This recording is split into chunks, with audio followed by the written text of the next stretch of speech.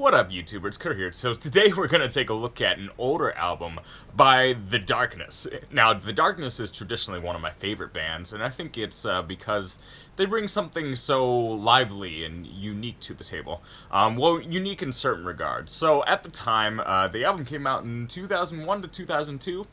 It was kind of the prime time for this album to come out because, like, in a way, it was a rock revival at the time. There weren't any hair metal bands, save you might be able to count Guns N' Roses in the late 90s.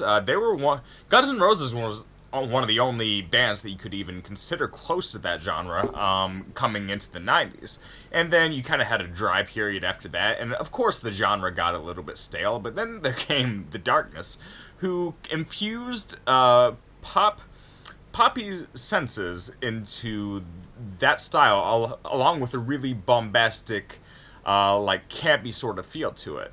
And it really was a new twist on an older, like, beaten down genre. And that's what made the album, part of what made the album so refreshing. And really, as far as The Darkness goes, I pretty much love all their albums, but none will stick out to the crowd more than their original, because, well, the original was so well written, and obviously it spawned a hit, and I think it would be hard for a society that remembers their hit song so well to really come back to their sound and say, like, oh, this feels new.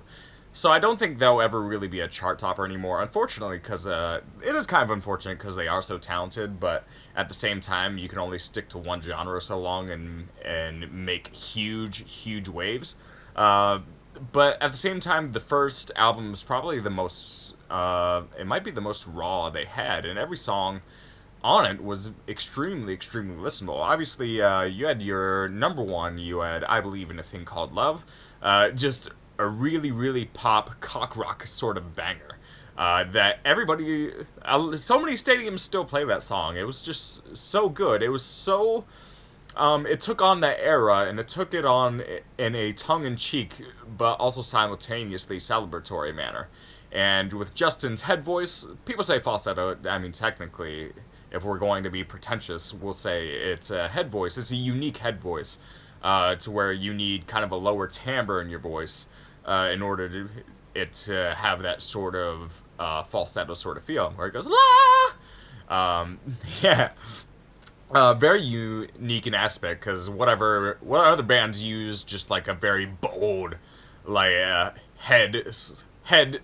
falsetto sounding head voice like that in their rock music. Very laughable, but it's really fun. The funness makes you just forget about it.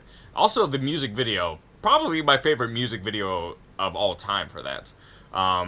They had Love on the Rocks with No Ice. They play that at pretty much all their concerts and turn it into like 5-minute guitar solo. It is really ridiculous, but really fun.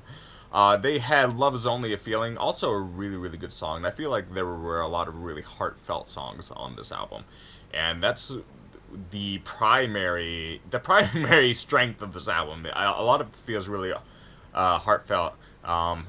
Yeah, there was Love Is Only a Feeling, and there was another, Growing on Me. A lot of people say that was about an STD, but that's debatable throughout a lot of people. But again, Justin, he has some really creative guitar solos on this, and I feel like obviously he's emulating a lot of styles from the 80s, but the way he incorporates different techniques into his guitar work, I think he really does have a unique type of guitar soloing, even if he's not as virtuous as a lot of other guitar players. And the fact that he plays and sings a lot of songs at the same time, that's also requires a certain skill level to sing some of his lyrics and play at the same time. So that's really unique when he does it live. Obviously the album is probably done a little bit differently, but it's still really impressive to see live. And they, at one point in time, they are still a very good live band if you ever go out and actually see them.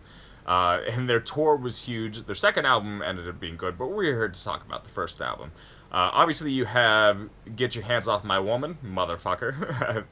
Obviously, really humorous, but also probably kind of a semi-serious message behind it.